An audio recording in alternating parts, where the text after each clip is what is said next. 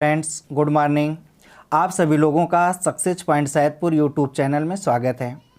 और ये वीडियो जो है कि कक्षा 10 अर्थात हाई स्कूल के छात्र एवं छात्राओं के लिए काफ़ी इम्पोर्टेंट है। जो यूपी बोर्ड परीक्षाओं में आपका इस वीडियो से 4 या 6 नंबर का प्रश्न पूछा जाएगा। और आपसे एक छोटा सा मेरा रिक्वेस्ट है कि आप अगर इस वीडियो को, इस चैनल को अभी तक सब्सक्राइब नहीं किए हैं तो प्लीज़ आप इसे सब्सक्राइब कर लीजिए और वीडियो को शुरू से अंत तक अवश्य देखिए। आप घर बैठे 4 और 6 नंबर आपके बोर्ड परीक्षाओं में ये अवश्य पूर्ण हो जाएगा। जो आज का पोएट्री का सिलेबस है अर्थात ये जो लेसन है पोएट्री में, आपका पहला लेसन है यूपी बोर्ड में द फाउंटेन यानी फव्वारा। कवि जो है कि जेम्स रोजर लॉवेल इसमें जो है कि फाउंटेन की स्थिति को देख करके काफ़ी उसको प्रसन्नचित्त उसको देख करके हो रहे हैं और उसका पूरा वर्णन किए हुए हैं।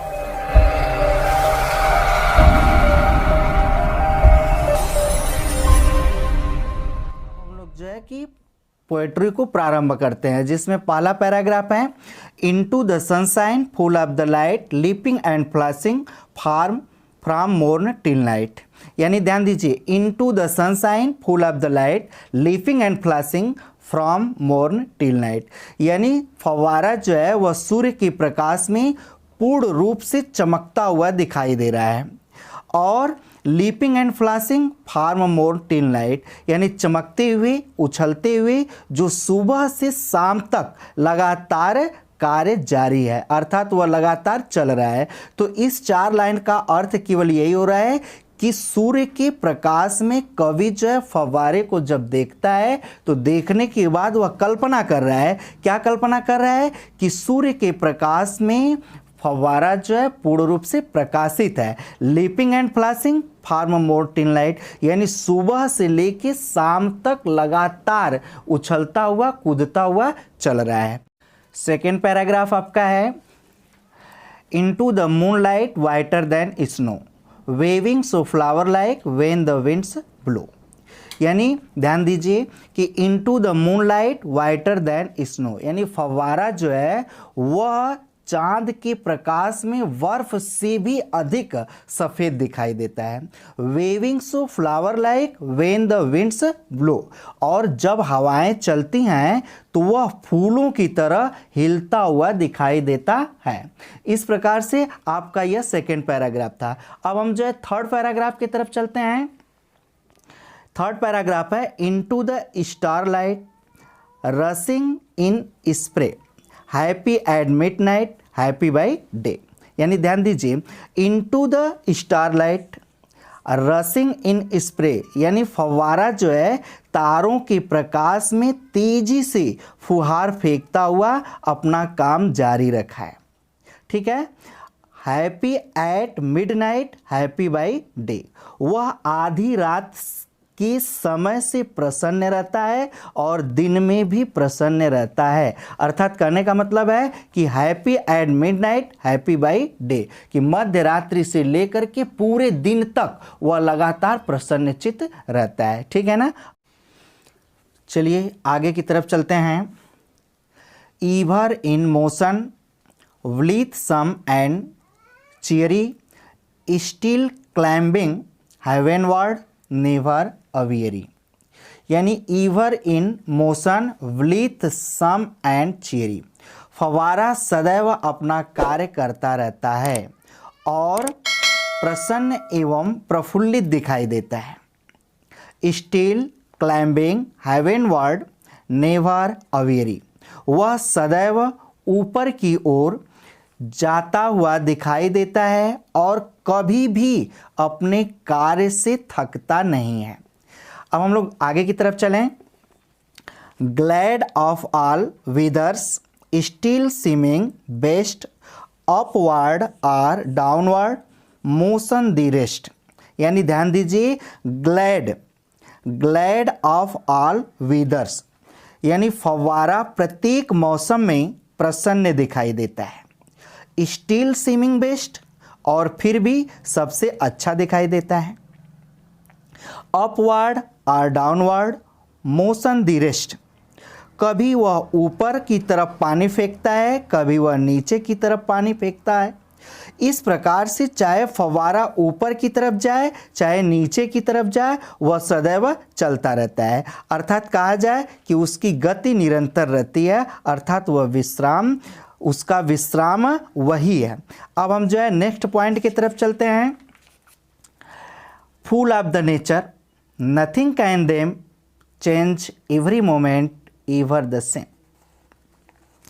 Full of the nature, nothing can them, यानी यह प्राकृतिक शक्ति से भरा हुआ है।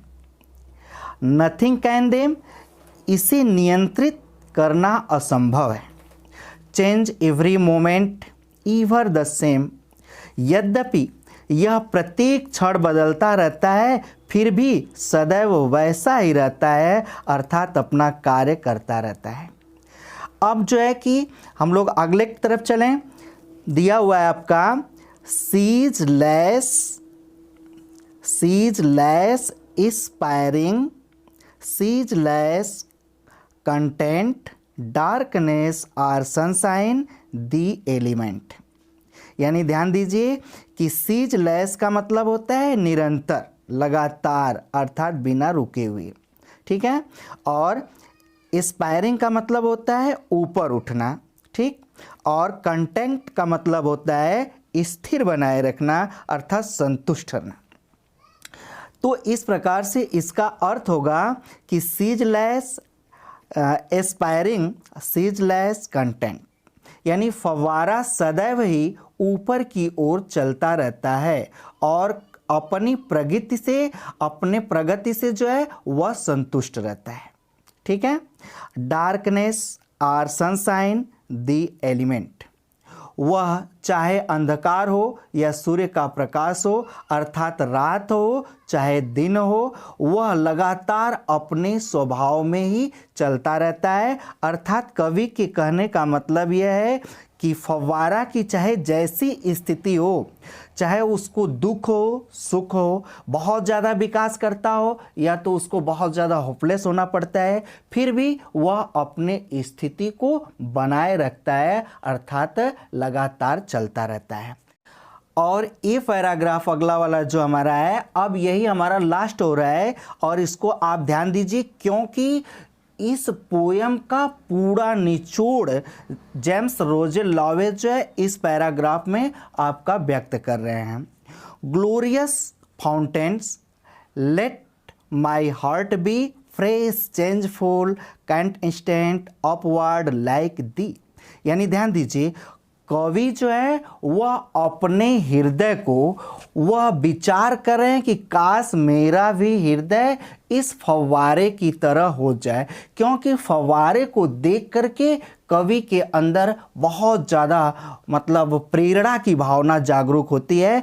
तो इसके अर्थ के अनुसार देखा जाए तो दिया है glorious fountain, let my heart be. फव्वारे को संबोधित करते हुए कवि कहता है कि ओ शानदार फव्वारे, मेरी इच्छा है कि मेरा हृदय भी तुम्हारी तरह से हो। फ्रेश कैसा हो, फ्रेश यानी ताज़ा हो, चेंजफुल परिवर्तन हो, और कंस्टेंट यानी दृढ़ संकल्प हो, अपवर्ड लाइक दी यानी तुम्हारे ही तरह लगातार प्रगतिशील हो। इस प्रकार से ये जो है कि आपका मतलब द फाउंटेन का पुनः अर्थ था। और अभी तक इस वीडियो को आप जो है कि सब्सक्राइब नहीं किए हैं तो प्लीज़ आप सब्सक्राइब अवश्य कर लीजिए और इसके बाद अपने मित्रों के साथ ज़्यादा से ज़्यादा इसे लाइक और शेयर कीजिए। फिर हम अगले वीडियो में आपसे मिलेंगे, तब तक के लिए नमस्कार, धन्यवाद।